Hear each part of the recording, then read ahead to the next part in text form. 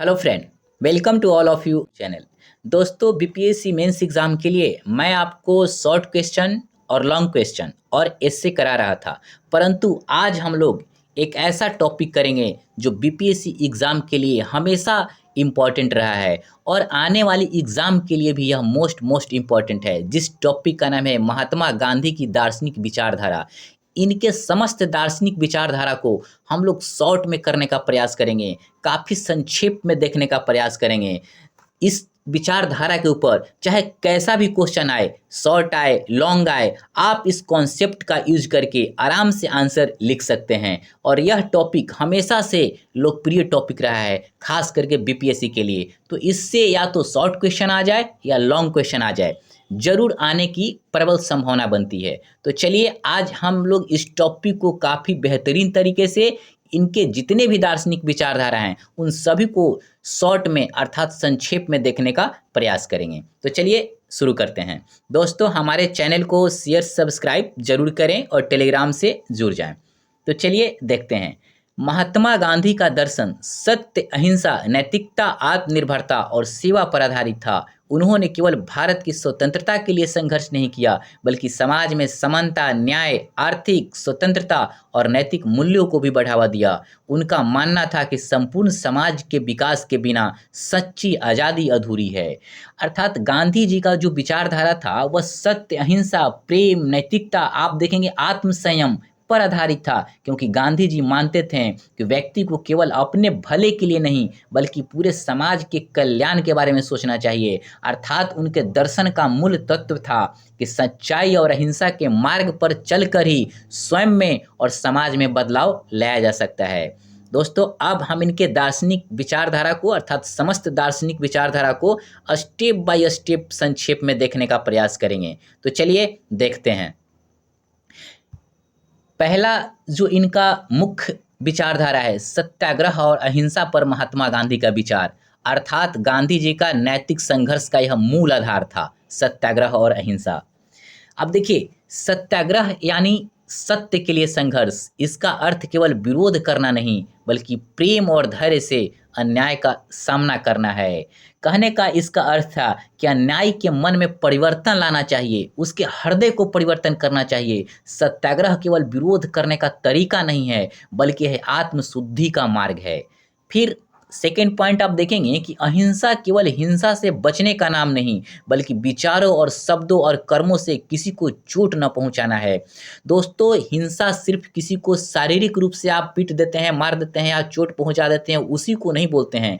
यदि आप विचारों से भी किसी को गलत बोल दिए, किसी को गाली दे दिए या वैसा शब्द बोल दिए जिससे सामने वाले को बुरा लग गया, तो वह भी हिंसा है। यदि आपके कर्म से किसी को नुकसान हो रहा है, किसी को कष्ट पहुंच रहा है, तो वह भी हिंसा है। इसीलिए हमारे वेद शास्त्रों में, जैन ग्रंथों में खास करके कहा गया है कि विचार के स्तर पर भी, कर्म के स्तर पर भी, शब्दों के स्तर पर भी किसी को आप अहिंसा मतलब हिंसा ना करें। मतलब आप इन तीनों चीज़ों को ध्यान में रखकर अपने कर्मों का क्रियान्वयन करें। नेक्स्ट पॉइंट, उनका मानना था कि अहिंसा कायरों का नहीं बल्कि बहादुरों का हथियार है। अब देखिए, गांधी जी क्यों ऐसा मानते थे कि अहिंसा बहादुरों का हथियार है। देखिए, अहिंसा का पालन करना आसान नहीं होता, क्योंकि इसके लिए धैर्य चाहिए, सहनशीलता चाहिए, आत्मबल चाहिए। और कायर व्यक्ति हमेशा डर के या तो भाग जाएगा, नहीं तो कहीं छुप जाएगा। लेकिन बहादुर व्यक्ति अहिंसा के माध्यम से अन्याय का विरोध करता है। और गांधी जी इसका बहुत बड़ा उदाहरण है कि उन्होंने भारतीय स्वतंत्रता संघर्ष में किस तरीके से अंग्रेजों का जो मतलब एक तरह से उनकी जो मतलब वो जो नीति थी कि मार कर, दबा कर, पीट कर यहाँ के लोगों को दबा देना, परंतु गांधी जी ने अपने अहिंसा के रास्ते से उनको दिखलाया कि हथियारों से नहीं बल्कि मन के आधार पर भी, अहिंसा और सत्याग्रह के आधार पर भी बड़े से बड़े दुश्मन को भी परास्त किया जा सकता है। नेक्स्ट पॉइंट, इसमें उन्होंने कई बार अनशन और शांतिपूर्ण विरोध कर यह सिद्ध किया कि बिना हिंसा के भी शक्तिशाली परिवर्तन लाए जा सकते हैं। गांधी जी का हमेशा से यह मानना रहा है कि क्रोध और प्रतिरोध की भावना बढ़ती है, लेकिन सत्याग्रह और अहिंसा से विरोधी का हृदय आप परिवर्तन कर सकते हैं। चाहे उसके मन में जितना भी द्वेष हो, लेकिन आपके मन में यदि सही मतलब वो क्या बोलते हैं, मतलब सच्चा मतलब आपके पास अगर थॉट है, आप इसके प्रति पूरी तरीके से समर्पित हैं और आप एक बहुत ही बेहतर मतलब व्यक्ति हैं, और आप यदि हृदय से उसके अंदर आप परिवर्तन लाना चाहते हैं, तो ज़रूर मतलब उसके अंदर आप परिवर्तन ला सकते हैं। मतलब जो सत्य और अहिंसा का जो हथियार है, वह मनुष्य को एक प्रकार से नैतिक रूप से सशक्त बनाता है और यह समाज में एक प्रकार से शांति स्थापित करने का काम करता है। फिर आप नेक्स्ट पॉइंट बताएंगे। उन्होंने यह भी कहा कि सत्य और अहिंसा एक ही सिक्के के दो पहलू हैं। अब देखिए कैसे कहें कि एक ही सिक्के के दो पहलू है। अहिंसा का पालन तभी किया जा सकता है जब व्यक्ति सत्य के मार्ग पर चलेगा, क्योंकि सत्य के बिना अहिंसा भी अधूरी है और अहिंसा के बिना सत्य को भी स्थापित करना लगभग असंभव है। इसीलिए कहा जाता है कि एक दोनों दूसरे के पूरक हैं। जैसे कर्तव्य और अधिकार दोनों अलग अलग नहीं हैं, क्योंकि दोनों एक दूसरे के पूरक हैं, वैसे ही सत्य और अहिंसा भी एक दूसरे के पूरक हैं। दोस्तों, सत्याग्रह और अहिंसा से संबंधित जो इनकी विचारधारा का कॉन्सेप्ट था, संक्षेप में हम लोग देखें, ऐसी प्रकार से हम लोग देखने का प्रयास करेंगे और एक इसकी सीमा भी हम लोग देखते जाएंगे इनकी सारे दार्शनिक विचारधारा का। तो देखिए इनकी एक इस विचारधारा का सीमा क्या था। कई बार सत्याग्रह और अहिंसा का गलत लोग फायदा उठा सकते हैं, इसका एक यह सीमा था। देखिएगा कई बार व्यक्तिगत लाभ के लिए लोग इसका उपयोग करने लगते हैं, जिससे जो इसका वास्तविक उद्देश्य है उसको कहीं ना कहीं ठेस पहुंचता है। अब गांधी जी का जो अगला विचारधारा था, मतलब इनकी दार्शनिक विचारधारा, उसको संक्षेप में हम लोग देखने का प्रयास करेंगे। धर्म और राजनीति अर्थात नैतिकता और सेवा का संतुलन। गांधी जी के शब्दों में धर्म का अर्थ नैतिकता है और राजनीति का अर्थ सेवा, अर्थात दोनों में क्या संतुलन होना चाहिए, चलिए देखते हैं। अब देखिए सबसे पहले आप एक बार धर्म और राजनीति को समझ लीजिए। देखिए गांधी जी के शब्दों में सत्य, नैतिकता, सेवा और प्रेम पर आधारित जीवन जीने की पद्धति ही धर्म था, जबकि राजनीति क्या है, समाज और राष्ट्र को संचालित करने की एक प्रणाली होती है। अब इन संदर्भ में गांधी जी की विचारधारा को हम लोग देखने का प्रयास करेंगे। तो चलिए देखते हैं। पहला पॉइंट, गांधी जी मानते थे कि राजनीति और धर्म को नैतिकता से जोड़ा जाना चाहिए, न कि संप्रदायवाद से। अब देखिए ऐसा क्यों मानते थे। कहते थे कि राजनीति अगर नैतिकता रहित हो जाए, मतलब यदि राजनीति में अगर नैतिकता न हो तो वह राजनीति भ्रष्टाचार और अन्याय का गढ़ बन जाता है। इसीलिए जो राजनीति होना चाहिए वो धर्म से युक्त होना चाहिए, तभी समाज का सही मार्गदर्शन हो सकता है। नेक्स्ट पॉइंट इसमें उन्होंने कहा, राजनीति बिना नैतिकता के भ्रष्टाचार का अड्डा बन सकता है। हम लोगों ने देखा कैसे, क्योंकि यदि राजनीति में नैतिकता नहीं होगा तो नेता केवल अपने स्वार्थ और सत्ता की लालसा में लिप्त हो जाएंगे और वह रिश्वतखोरी, बेईमानी और जनता का शोषण करने से भी हिचकेंगे नहीं। और इससे क्या होगा, इससे हमारा समाज और राष्ट्र एक प्रकार से कमजोर हो जाएगा। फिर नेक्स्ट पॉइंट, उनका धर्म किसी विशेष संप्रदाय तक सीमित नहीं था, बल्कि सत्य, सेवा और प्रेम पर आधारित था। अब देखिए गांधी जी का जो मतलब जो थॉट था धर्म और राजनीति पर, गांधी जी कहते थे कि वह किसी भी धर्म को मतलब आप उस तरीके से मतलब समझिए कि वह आपका है और वह दूसरे का धर्म है, बल्कि गांधी जी किसी भी एक संप्रदाय को खुद को जुड़ा हुआ कभी भी नहीं मानते थे, क्योंकि वह मानते थे कि सच्चा धर्म वही है जिसमें सत्य, सेवा और प्रेम की भावना हो। उनका धर्म एक प्रकार से लोगों का भलाई करना, गरीबों की सेवा करना और ईश्वर के प्रति सच्ची भक्ति पर आधारित था। फिर नेक्स्ट पॉइंट, वे कहते थे, मैं सभी धर्मों का सम्मान करता हूं क्योंकि वे सभी सत्य की ओर ले जाते हैं। अब देखिए कैसे मतलब वो कहते थे कि सभी धर्मों का मैं सम्मान करता हूं और वे सत्य की ओर ले जाते हैं। दुनिया में जितने भी धर्म हैं आप उठा कर देख लीजिए, सभी धर्म यह संदेश देता है कि शांति का, प्रेम का, भाईचारा का, और सभी कहते हैं कि मानव का अस्तित्व तभी अस्थायी रूप से रह सकता है जब प्रेम का प्रसार हो, भाईचारा का प्रसार हो, अर्थात शांति का संदेश देने का काम करता है। तो कहने का अर्थ है कि जितने भी धर्म हैं वह सत्य के मार्ग की ओर चलने के लिए प्रेरित करते हैं। कोई भी धर्म यह नहीं सिखाता कि लड़ो, मरो और कटो। सारे धर्म शांति की बात करते हैं।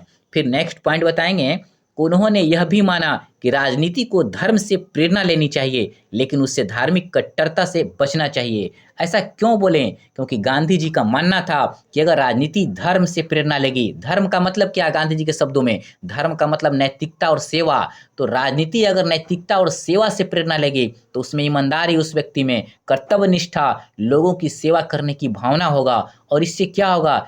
उस समाज का विकास होगा। समाज का विकास होगा तो क्या होगा? राष्ट्र का विकास होगा। अब देखिए, इस विचारधारा का एक सीमा सीमा है। अब देखिए क्या सीमा है, देखते हैं।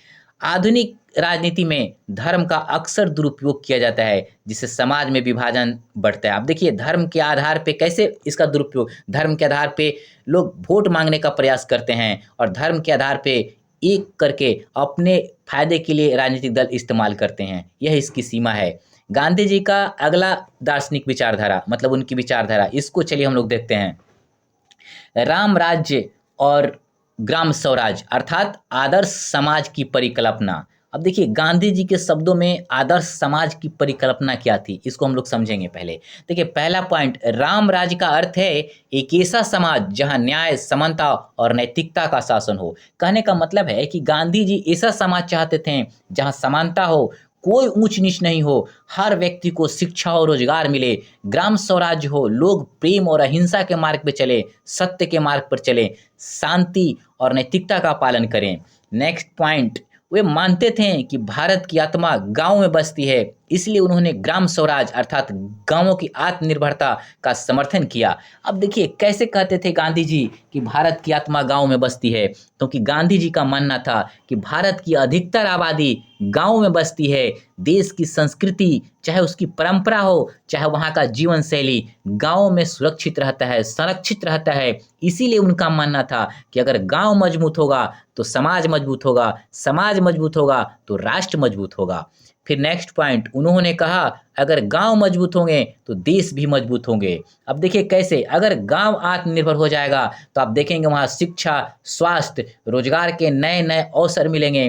तब लोग जो आज गांवों से शहरों की ओर पलायन करते हैं वह रुक जाएगा, और जब वह रुक जाएगा तो गांव एक प्रकार से सशक्त होगा, अर्थात गांव का सशक्तिकरण होगा, और जब गांव का सशक्तिकरण होगा तो संपूर्ण देश आर्थिक और सामाजिक रूप से मजबूत बनेगा। फिर नेक्स्ट पॉइंट, खादी, चरखा और कुटीर उद्योग को बढ़ावा देकर उन्होंने आत्मनिर्भरता पर जोर दिया। देखिए, गांधी जी हमेशा यह कहते थे कि व्यक्ति को आत्मनिर्भर होने का प्रयास करना चाहिए, क्योंकि आत्मनिर्भर व्यक्ति ही मतलब दूसरे को भी राह दिखा सकता है, और समाज को भी बढ़ा सकता है, और राष्ट्र को भी आगे बढ़ाने के लिए एक प्रकार से प्रेरित कर सकता है। कहने का अर्थ है कि एक व्यक्ति जब खुद आत्मनिर्भर होगा तो वह दूसरे को भी आत्मनिर्भरता के लिए प्रेरित करने का काम करेगा। इसीलिए गांधी जी को देखिएगा, वो हमेशा यह मानते थे कि प्रत्येक व्यक्ति को आत्मनिर्भर होना चाहिए। इसीलिए गाँवों में वो देखेंगे खादी, चरखा, कुटीर, छोटे छोटे उद्योगों को बढ़ावा देने के पक्षधर थे। नेक्स्ट पॉइंट, वे मानते थे कि ग्राम स्वराज्य केवल आर्थिक स्वावलंबन नहीं बल्कि सामाजिक और सांस्कृतिक उत्थान का भी प्रतीक होना चाहिए। अब देखिए कैसे, गांधी जी मानते थे कि ग्राम स्वराज्य का अर्थ सिर्फ ये नहीं है कि ग्राम मतलब राम राज्य का मतलब ये अर्थ नहीं है कि केवल वहाँ के लोग पैसे कमाएं, धन अर्जन करें, बल्कि समग्रता में विकास होना चाहिए। जैसे गाँव में शिक्षा का बढ़ावा हो, स्वास्थ्य सही हो, स्वच्छता बढ़े, समानता स्थापित हो, और सांस्कृतिक रूप से विकास होना चाहिए। तभी समाज का एक प्रकार से संपूर्ण विकास होगा। और इसी को गांधी जी के शब्दों में आदर्श मतलब ग्राम स्वराज या राम राज्य जिसको आप बोल सकते हैं। फिर नेक्स्ट आप बताएंगे, एक इसकी सीमा बता देंगे इस विचारधारा को। देखिए इसकी सीमा क्या बताएंगे। इस विचारधारा की एक सीमा है कि आधुनिक युग में शहरीकरण और उद्योगों को बढ़ने से गांवों की आत्मनिर्भरता कम हो रही है। अब देखिए आधुनिक युग में बड़े बड़े शहर बस रहे हैं, बड़े बड़े इंडस्ट्री लग रही है, तो कहीं ना कहीं गाँवों के लोग शहरों की तरफ पलायन कर रहे हैं, तो गाँवों के लोग आत्मनिर्भर होने का प्रयास कम करते हैं, इसलिए आत्मनिर्भरता कम हो रही है। यह इसकी सीमा है इस विचारधारा की। अब देखिए नेक्स्ट जो गांधी जी का थॉट है अर्थात दार्शनिक विचारधारा, उसको हम लोग देखने का प्रयास करेंगे। मतलब गांधी जी का अस्पृश्यता और अछूते के प्रति कैसा विचार था। अब देखिए अस्पृश्यता और अछूतों के प्रति विचार क्या था, तो समानता और सम्मान का था गांधी जी का। चलिए इस संदर्भ में हम लोग देखने का प्रयास करते हैं। गांधी जी अस्पृश्यता को मानवता को कलंक मानते थे। मानवता के ऊपर क्यों मानते थे?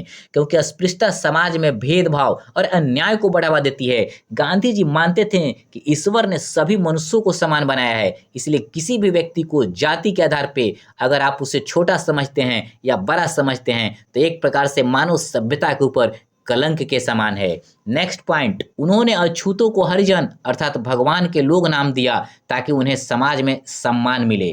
क्यों? क्योंकि वह जानते थे कि अगर इनको आगे नहीं बढ़ाया जाएगा तो समाज में इनकी कोई मतलब इनका सम्मान नहीं बढ़ेगा, और जब समाज में जो पिछड़े वर्ग हैं उनका यदि सम्मान नहीं बढ़ेगा और वो सशक्त नहीं होंगे तो वह समाज भी आगे नहीं बढ़ेगा, और जब समाज ही आगे नहीं बढ़ेगा तो एक देश या राष्ट्र कैसे आगे बढ़ेगा। इसीलिए वह अछूतों को आगे बढ़ाने के लिए मतलब जिनके उनके शब्दों में हरिजन, उनको आगे बढ़ाने के लिए महात्मा गांधी ने बड़े स्तर पे प्रयास किया। नेक्स्ट पॉइंट, वे चाहते थे कि अछूतों को मंदिरों, कुओं, स्कूलों और सभी सार्वजनिक स्थानों पर समान अधिकार मिले। देखिए गांधी जी हमेशा समानता की बात करते थे, सभी को एक नज़र में मतलब सम्मान की दृष्टिकोण से देखने की बात करते थे। वह कहते थे कि जब सभी लोगों को समान रूप से अधिकार होगा, कहीं भी कोई जाए, किसी मंदिर में कोई भी जा सकता है, कहीं से कोई भी पानी भर सकता है, कोई स्कूल में कोई भी पढ़ सकता है, सभी सार्वजनिक स्थान सभी के लिए बराबर हो, ना कोई वहाँ बड़ा है ना कोई छोटा है, तभी एक समाज सशक्त समाज का निर्माण होकर एक मतलब उनकी जो आदर्श समाज की कल्पना थी वो साकारित होगी। नेक्स्ट पॉइंट, उन्होंने कहा था जब तक एक भी व्यक्ति अस्पृश्यता से पीड़ित है तब तक मैं स्वतंत्र नहीं हूँ। इसके पीछे कहने का मतलब क्या था? क्योंकि गांधी जी मानते थे कि सच्ची स्वतंत्रता केवल राजनीतिक आज़ादी नहीं बल्कि सामाजिक समानता भी है। जब तक समाज में किसी भी व्यक्ति को जाति या धर्म के आधार पे भेदभाव सहना पड़ेगा तब तक आप समझिए कि समाज में मतलब तब तक स्वतंत्रता अधूरी है। इसीलिए गांधी जी बोलते थे कि जब तक एक भी व्यक्ति अस्पृश्य से पीड़ित है तब तक मैं स्वतंत्र नहीं हूँ। अर्थात वह समाज से भेदभाव को मिटाना चाहते थे और सभी को समान और समानता के आधार पे वो स्वतंत्र देखना चाहते थे। फिर नेक्स्ट पॉइंट, उन्होंने दलितों को आर्थिक और सामाजिक रूप से सशक्त बनाने के लिए शिक्षा और रोजगार के अवसरों पर जोर दिया। अब इस कॉन्सेप्ट को क्यों मतलब इस बात पे क्यों वे जोर दिए? क्योंकि गांधी जी मानते थे कि जब तक दलितों को अर्थात पिछड़े वर्ग को शिक्षा और रोजगार के अवसर नहीं मिलेगा वे आत्मनिर्भर नहीं बनेंगे, और आत्मनिर्भर नहीं बनेंगे तो समाज में एक प्रकार से वो सशक्त नहीं होंगे, और जब सशक्त नहीं होंगे तो समाज में एक प्रकार से समानता स्थापित नहीं हो पाएगी। अब देखिए इसकी एक सीमा थी इस विचारधारा का, क्या था? सीमा है कि जाति प्रथा आज भी पूरी तरह से समाप्त नहीं हुई है। अब नेक्स्ट गांधी जी का जो दार्शनिक विचारधारा था उसको हम लोग देखने का प्रयास करते हैं। सामाजिक समता और सांप्रदायिकता, देखिए इस पे गांधी जी का क्या विचार था इसको देखते हैं। अर्थात भाईचारे का संदेश देना, आप इसका आधार है, मूल आधार। अब देखिए पहला पॉइंट हम लोग क्या देखेंगे, गांधी जी जातिवाद और सांप्रदायिकता के घोर विरोधी थे। अब देखिए गांधी जी यह मानते थे कि जब तक समाज में जातिवाद और सांप्रदायिकता रहेगा तब तक समाज बटा हुआ रहेगा, लोग एक दूसरे से कटे हुए रहेंगे, लोगों के बीच में द्वेष फैलेगा, और जब द्वेष फैलेगा तो कोई भी समाज या मतलब देश आत्मनिर्भर होकर सशक्त नहीं हो सकता है। क्योंकि ये जो दोनों समस्याएं जब तक दूर नहीं होगी तब तक उस समाज को या उस राष्ट्र को अंदर से खोखला करती रहेगी। इसीलिए यदि समाज में भाईचारे का संदेश देना है, समाज को आगे बढ़ाना है, ग्राम को सही में आदर्श ग्राम स्वराज बनाना है तो जातिवाद और सांप्रदायिकता को खत्म करना होगा। इसीलिए महात्मा गांधी इसका घोर विरोधी थे। नेक्स्ट पॉइंट, वे मानते थे कि सभी धर्म समान है और हमें हर धर्म का सम्मान करना चाहिए। अब देखिए इसके पीछे गांधी जी का क्या लॉजिक था। गांधी जी का मानना था कि जितने भी दुनिया में धर्म है वो सब प्रेम और सत्य सेवा सिखाता है। अगर हम धर्म को समान रूप से देखेंगे तो उसका सम्मान करेंगे तो समाज में एक प्रकार से शांति और भाईचारा बने रहेगा। कहने का एक इसका दूसरे संदर्भ में अर्थ समझिए कि दुनिया में जितने भी धर्म हैं सभी को और समान दृष्टिकोण से समझिए, किसी भी धर्म को आप ऊपर या किसी भी धर्म को आप नीचे नहीं समझिए। जब ऐसा विचारधारा समाज में बन जाएगा तो समाज में जितने भी सांप्रदायिकता है, इस तरीके का द्वेष का भाव है, अपने आप समाप्त हो जाएगा और एक आदर्श समाज का खुद ही निर्माण हो जाएगा। नेक्स्ट पॉइंट, उन्होंने हिंदू मुस्लिमों एकता के लिए कई प्रयास किए और कहा कि अगर मैं हिंदू हूँ तो मैं उतना ही मुस्लिम भी हूँ। इसके पीछे क्या रीजन था? क्योंकि गांधी जी का आशय था कि सभी धर्मों में सत्य और अहिंसा का संदेश छिपा है। वे मानते थे कि हम केवल अपने धर्म तक सीमित नहीं रहें बल्कि अन्य धर्मों की अच्छाइयों को भी अपनाएं। अब देखिए नेक्स्ट पॉइंट, वे समाज में समानता और प्रेम की भावना विकसित करना चाहते थे। क्यों विकसित करना चाहते थे? क्योंकि सांप्रदायिकता अज्ञानता और गलतफहमी से उत्पन्न होती है। अगर लोग शिक्षित हो जाएंगे तो एक दूसरे के धर्म परंपराओं के महत्व को समझेंगे तो जो आपसी नफरत है, आपसी द्वेष है, वह कहीं ना कहीं समाप्त हो जाएगा और समाज में एकत्व का भाव पैदा होगा। अब देखिए नेक्स्ट पॉइंट, वे मानते थे कि सांप्रदायिकता का अंत शिक्षा और आपसी समझ से ही संभव है। बस यही बात है कि वे शिक्षित करना चाहते थे, मतलब व्यवहारिक और नैतिक रूप से शिक्षित, जिससे लोगों के बीच में आपसी समझ हो, जिससे प्रेम का बढ़ावा हो और ये उनके अंदर एक एकत्व का भाव पैदा हो। इस विचारधारा की भी एक सीमाएं हैं, इसको दिखा देंगे। मैं सीमाएं इसलिए आपको बता देता हूं कि जब भी आपको शॉर्ट क्वेश्चन आएगा तो आप सीमाएं लिख कर निष्कर्ष लिखेंगे। तो देखिए इसकी सीमाएं क्या है। सांप्रदायिकता आज भी समाज की एक बड़ी समस्या बनी हुई है। अब देखिए यह भी विचारधारा को हमने देख लिया। अब नेक्स्ट इनके विचारधारा को देखने का प्रयास करते हैं। सर्वोदय का विचार, गांधी जी का जो सर्वोदय का विचार था यह क्या था? तो देखिए इसका अर्थ था सबका उत्थान का सिद्धांत, मतलब सभी का विकास का बात। अब देखिए चलिए इसको हम लोग देखने का प्रयास करते हैं। किसको? देखिए सर्वोदय का अर्थ है सभी का विकास, विशेष रूप से गरीबों और वंचित वर्गों का उत्थान करना। अब देखिए गांधी जी क्यों ऐसा चाहते थे कि सभी का बात हो, मतलब क्यों सर्वोदय की बात करते थे? क्योंकि गांधी जी चाहते थे कि समाज का हर व्यक्ति आगे बढ़े, सबका कल्याण हो। अर्थात सर्वोदय का अर्थ अगर आप देखेंगे तो सबका उदय, यानी समाज के सभी वर्गों का विकास होना चाहिए। उनका विश्वास था कि जब तक सभी लोगों का भला नहीं होगा तब तक समाज में सच्ची समृद्धि नहीं आएगी। नेक्स्ट पॉइंट, गांधी जी चाहते थे कि समाज का हर व्यक्ति आगे बढ़े और किसी को भी पीछे न छोड़ा जाए। इसके पीछे गांधी जी का रीजन था कि अगर समाज में कुछ लोग ही आगे बढ़ेंगे, बाकी पीछे रह जाएंगे तो समाज में असमानता और अन्याय बढ़ेगा। इसीलिए गांधी जी कहते थे कि हर व्यक्ति को शिक्षा रोजगार का समान अवसर मिलना चाहिए। नेक्स्ट पॉइंट, उन्होंने कहा अगर समाज के सबसे कमजोर व्यक्ति का भला होगा तो पूरा समाज भला हो जाएगा। अब इसके पीछे क्या रीजन था? वो कहते थे कि समाज में जो सबसे कमजोर है उसका भी जीवन बेहतर होना चाहिए, मतलब समाज न्यायपूर्ण और समावेशी होनी चाहिए। इससे पूरी व्यवस्था संतुलित होगी और कहीं ना कहीं इससे समस्त लोगों को समान अधिकार मिलेगा। फिर नेक्स्ट पॉइंट, उन्होंने गरीबों और श्रमिकों के अधिकारों की रक्षा के लिए कई आंदोलन चलाए। आप देख लीजिएगा, मतलब भारतीय स्वतंत्रता संघर्ष के समय में वो गरीबों और श्रमिकों के लिए बहुत सारे आंदोलन चलाएं और उन आंदोलनों के लिए उन्होंने सत्याग्रह और अहिंसा का सहारा लिया और कहीं ना कहीं इनको आगे लाने के लिए गांधी जी हमेशा से प्रयास किए। फिर नेक्स्ट पॉइंट आप लिखेंगे, सर्वोदय का लक्ष्य केवल आर्थिक विकास नहीं बल्कि नैतिक और आध्यात्मिक उत्थान भी था। देखिए गांधी जी मानते थे कि केवल पैसा कमाने से समाज का असली विकास नहीं होगा, इसके आप जब तक साथ में नैतिकता या सेवा भाव और सच्चाई की भावना को आप विकास नहीं करेंगे तब तक कोई भी दुनिया का समाज खुशहाल और संतुलित नहीं रह सकता है। अब देखिए इस विचारधारा का भी एक सीमाएं हैं। अब देखिए क्या है, आर्थिक असमानता अभी भी समाज में बनी हुई है, यह इसकी एक सीमा है। अब गांधी जी का नेक्स्ट दार्शनिक विचारधारा हम लोग देखने का भी साथ प्रयास करेंगे। आर्थिक विचारधारा, मतलब आर्थिक दृष्टिकोण से गांधी जी का क्या विचारधारा था, इसको हम लोग देखते हैं। तो देखिए आर्थिक विचारधारा मतलब वो स्वदेशी की बात करते थे, आत्मनिर्भरता की बात करते थे। अब देखिए गांधी जी मानते थे कि भारत को अपनी अर्थव्यवस्था को आत्मनिर्भर बनाना चाहिए। क्यों ऐसा मानते थे? क्योंकि गांधी जी आत्मनिर्भरता, स्वदेशी, समानता पर आधारित अर्थव्यवस्था चाहते थे।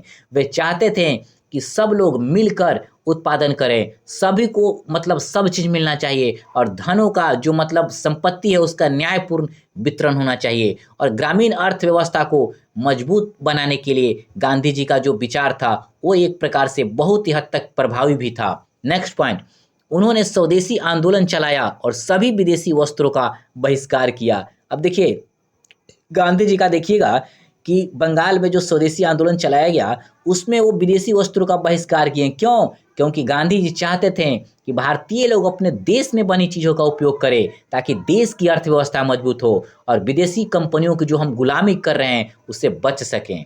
नेक्स्ट वे चाहते थे कि हर गांव में छोटे उद्योग हो ताकि लोग आत्मनिर्भर बने। अब देखिए गांधी जी क्यों ऐसा चाहते थे, क्योंकि गांधी जी ऐसा चाहते थे कि यदि हर गांव में छोटे छोटे कुटीर कुटीर उद्योग, मतलब इस तरीके के छोटे छोटे उद्योग लगेगा तो लोग आत्मनिर्भर बनेगा, और लोग जब आत्मनिर्भर बनेगा तो समाज में द्वेष का भाव है, जो मतलब एक संकीर्णता का भाव है, कहीं ना कहीं वो खत्म होगा, और जब वो खत्म होगा तो एक आदर्श ग्राम का निर्माण हो सकेगा। फिर नेक्स्ट उन्होंने कहा हर हाथ को काम मिलना चाहिए ताकि कोई भी बेरोजगार नहीं रहे। अब देखिए गांधी जी का मानना था कि हर व्यक्ति को रोजगार का अधिकार होना चाहिए ताकि वो आत्मनिर्भर बन सके और अपना जीवन को सम्मान पूर्वक बिता सके। अब नेक्स्ट पॉइंट, वे मानते थे गांधी जी कि संपत्ति और संसाधनों का न्यायपूर्ण वितरण होना चाहिए। अब देखिए इसके पीछे क्या लॉजिक था उनका। वो कहते थे कि यदि कुछ लोगों के पास बहुत ज़्यादा धन और संसाधन होगा और बाकी लोग यदि गरीब रहेंगे, वंचित रहेंगे, पिछड़े रहेंगे तो समाज में असमानता और अन्याय बढ़ेगा। इसीलिए उनका मानना था कि संसाधनों का वितरण न्यायपूर्ण तरीके से होना बहुत ही जरूरी है। अब देखिए इस विचारधारा का भी एक सीमा बता देंगे आप। देखिए इस विचारधारा का एक सीमा क्या था कि वैश्वीकरण और आधुनिक उद्योगों के कारण स्वदेशी विचारों को पूरी तरीके से लागू करना मुश्किल है। अब देख लीजिए, खुद आप सोचिए, आज दुनिया आपस में इतनी जुड़ी हुई है कि केवल स्वदेशी चीज़ों पर निर्भर रहना बहुत ही मुश्किल है। यह इस विचारधारा की एक सीमा है। दोस्तों हम सीमाएं इसलिए बता रहे हैं कि आपको पढ़ने के लिए नहीं, क्योंकि किसी भी विचारधारा पर यदि शॉर्ट क्वेश्चन आएगा तो आप इस सीमा वाले लाइन को वहां उपयोग करेंगे और उसके बाद निष्कर्ष लिखेंगे। अब चलिए गांधी जी का नेक्स्ट दार्शनिक विचारधारा को हम लोग देखने का विश्वास मतलब प्रयास करते हैं। यह मोस्ट इंपॉर्टेंट है दार्शनिक विचारधारा में, एग्जाम में आने की।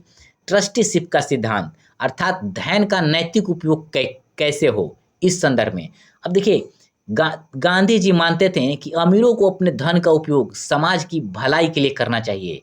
अब देखिए ट्रस्टीशिप का सिद्धांत क्या था, मतलब क्यों ऐसा कहते थे कि अमीरों को धन का उपयोग गरीब लोगों के लिए, लोगों की भलाई के लिए करना चाहिए, क्योंकि गांधी जी ऐसा सोचते थे कि अमीर लोग केवल धन के मालिक नहीं हैं, बल्कि उन्हें गरीब लोगों के लिए, कल्याण के लिए एक ट्रस्टी अर्थात संरक्षक रूप में काम करना चाहिए और उनको भलाई के बारे में सोचना चाहिए। अब नेक्स्ट पॉइंट लिखेंगे, उन्होंने कहा धन का असली मालिक समाज है, असली मालिक समाज है, व्यक्ति नहीं। ऐसा क्यों बोले, क्योंकि वो मानते थे कि धन हम कभी भी व्यक्तिगत लाभ के लिए नहीं बल्कि समाज के भलाई के लिए होना चाहिए। यदि आप धन का सही उपयोग करेंगे तो सभी लोग इससे लाभान्वित होंगे, और जब सही लोग लाभान्वित होंगे तो समाज में भाईचारा और प्रेम का संदेश जाएगा। नेक्स्ट उनका मानना था कि कोई भी व्यक्ति अगर अमीर है तो उसे गरीबों के कल्याण के लिए ट्रस्टी अर्थात संरक्षक के रूप में काम करना चाहिए। अब क्यों करना चाहिए, क्योंकि अमीर लोग अपने धन का यदि कुछ हिस्सा गरीबों की भलाई में लगा देंगे तो समाज में एक प्रकार से संतुलन बना रहेगा और गरीबी कम हो जाएगी और एक प्रकार से लोग खुशहाल रहेंगे। नेक्स्ट पॉइंट, उन्होंने उद्योगपतियों से आग्रह किया कि वे अपने धन का कुछ हिस्सा समाज के उत्थान में लगाएं। अब देखिए वे चाहते थे कि जितने भी बड़े बड़े उद्योगपति हैं कुछ पैसा आम लोगों, वंचित वर्गों, गरीब लोगों के लिए खर्च करें, जिससे समाज में जो वंचित वर्ग है, जो पिछड़ा वर्ग है, उनको भी उत्थान का मतलब आगे बढ़ने का मौका मिले। फिर नेक्स्ट लिखेंगे, उन्होंने यह भी कहा कि धन का उचित वितरण होना चाहिए ताकि समाज में आर्थिक असमानता कम हो।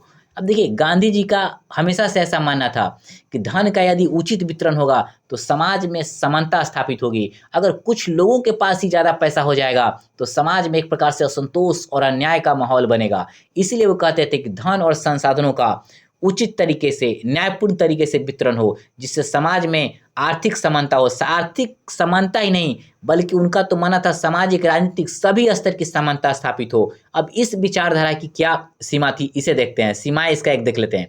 अमीर लोग अक्सर अपने धन को सामाजिक भलाई के बजाय निजी स्वार्थ के लिए इस्तेमाल करते हैं। आप खुद देखते होंगे, ऐसा समझते होंगे कि भले ही यह सिद्धांत के तौर पर कुछ भी कहता हो, लेकिन अमीर लोग एक पैसा भी किसी को देना पसंद नहीं करते हैं, भले ही अपने स्वार्थ के लिए करोड़ों रुपया लुटा दें। यह इसकी एक सीमा है। अब चलिए नेक्स्ट गांधी जी के थॉट देखते हैं। स्वतंत्रता बनाम राजनीतिक स्वतंत्रता, कहने का मतलब है कि असली आज़ादी क्या है, इस संदर्भ में इनकी विचारधारा को देखेंगे। देखिए सबसे पहले आप स्वतंत्रता और राजनीतिक स्वतंत्रता को समझ लीजिए। देखिए स्वतंत्रता का अर्थ है हर व्यक्ति को अपने विचार, जीवन शैली और अधिकारों के अनुसार जीने की आज़ादी होनी चाहिए, यह स्वतंत्रता है। जबकि राजनीतिक स्वतंत्रता का अर्थ क्या है, हम इसे दो संदर्भों में देखेंगे। आधुनिक संदर्भों में राजनीतिक स्वतंत्रता का क्या अर्थ है और गांधी जी के शब्दों में राजनीतिक स्वतंत्रता का क्या अर्थ है। देखिए गांधी जी के शब्दों में राजनीतिक स्वतंत्रता का मतलब है किसी देश को अपने खुद फैसला लेना चाहिए और विदेशी शासन से मुक्त होना चाहिए। जबकि आधुनिक परिप्रेक्ष्य में राजनीतिक स्वतंत्रता का क्या अर्थ है?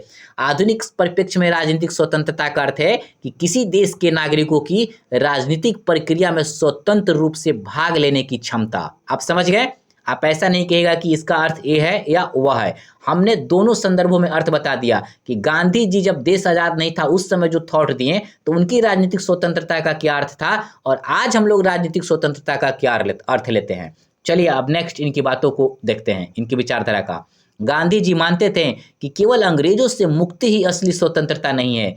क्यों ऐसा कहते थे? क्योंकि गांधी जी का मानना था कि अगर देश आज़ाद हो जाए लेकिन लोग भूखे रहें, बेरोजगार रहें, उनका शोषण होता रहे, तो कभी भी जीवन में उनको सच्ची स्वतंत्रता नहीं प्राप्त होगी। सच्ची स्वतंत्रता तभी मिलेगा जब लोग आत्मनिर्भर हों, रोजगार हों, किसी का कोई शोषण न करे। नेक्स्ट पॉइंट, उन्होंने कहा जब तक हर व्यक्ति आर्थिक, सामाजिक और नैतिक रूप से स्वतंत्र नहीं होगा तब तक स्वतंत्रता अधूरी है।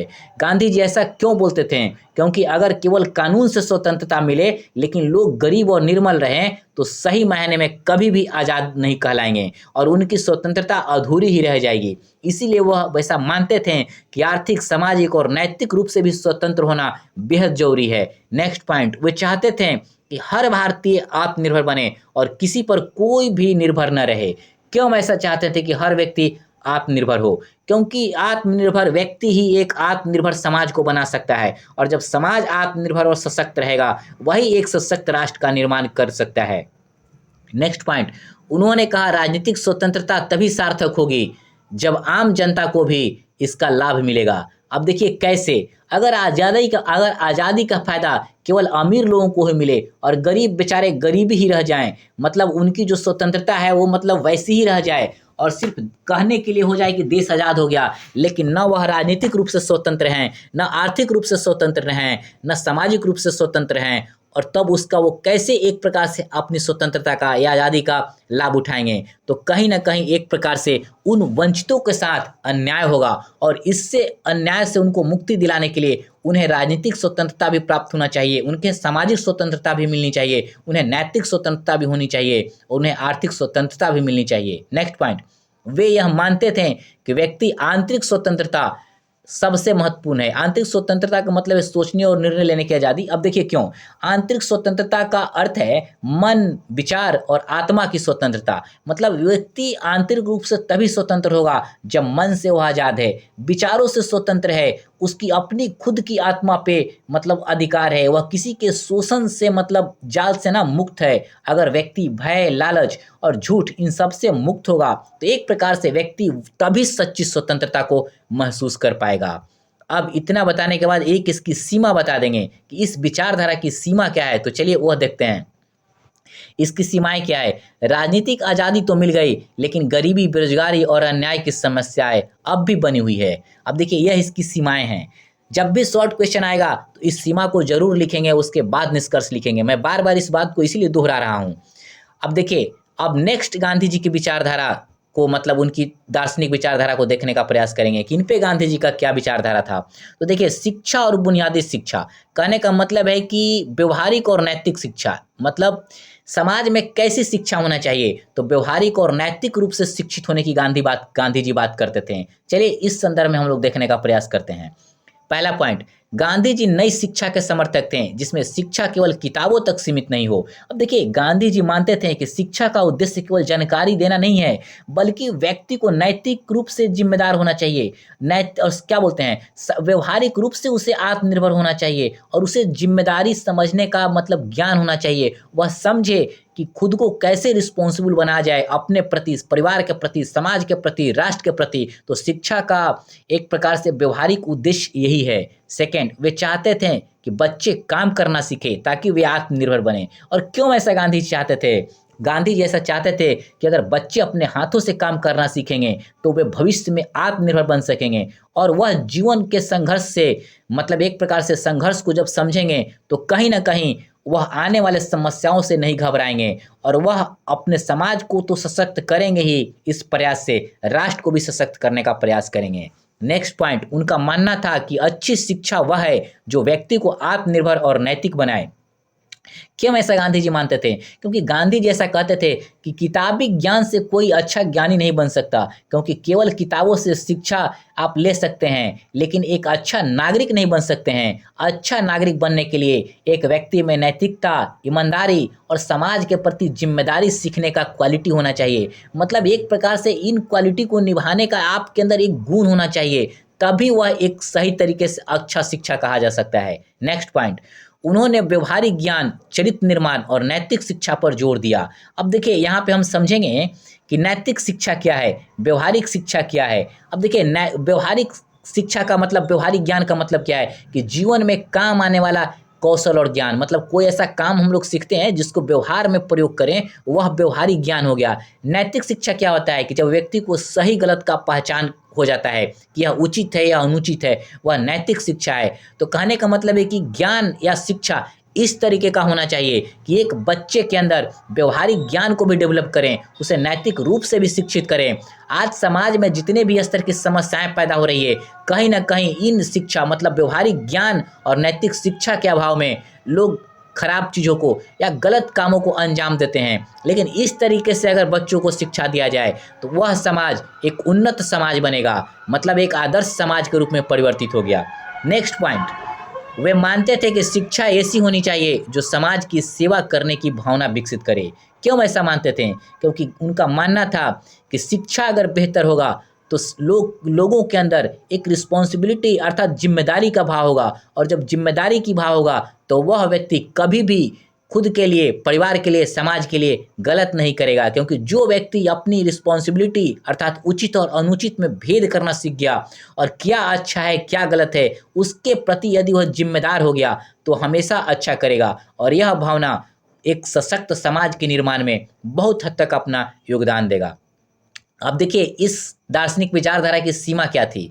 तो इसकी विचारधारा की इस सीमा थी कि नैतिक शिक्षा और व्यवहारिक ज्ञान पर कम ध्यान दिया जाता है। मतलब यह इसकी सीमा है आज की शिक्षा की पद्धति की, कि आप देख लीजिए स्कूलों में जाकर आप कि नैतिक शिक्षा कितना एक बच्चे को मिलता है, उनको व्यवहारिक ज्ञान कितना दिया जाता है। यहाँ आप सिर्फ शिक्षा का मतलब है रटाओ बच्चों को, खास करके सरकारी स्कूलों में आप जाकर देख लीजिए, बच्चे को रटाने का प्रयास किया जाता है, उनको नैतिक रूप से शिक्षित करने का प्रयास नहीं करते, उनको व्यवहारिक ज्ञान नहीं सिखाते। यह इस विचारधारा की एक सीमा है।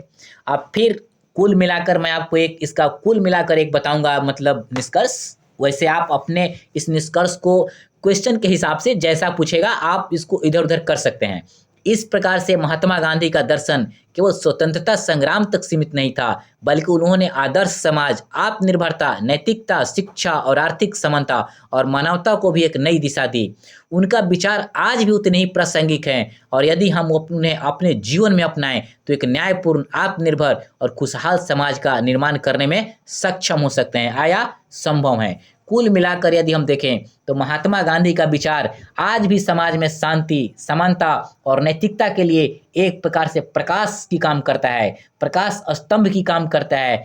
हमें गांधी का दर्शन यह सिखाता है कि सच्ची स्वतंत्रता केवल बाहरी सत्ता से मुक्ति नहीं, बल्कि आत्मनिर्भरता, सत्य और अहिंसा के पालन में है। जब समाज में आप देखेंगे प्रेम का बढ़ावा, करुणा को बढ़ावा मिलेगा, नैतिकता को बढ़ावा मिलेगा, अर्थात प्रेम, करुणा, नैतिकता को जब लोग अपनाएंगे तभी सच्चा विकास समाज में संभव हो पाएगा।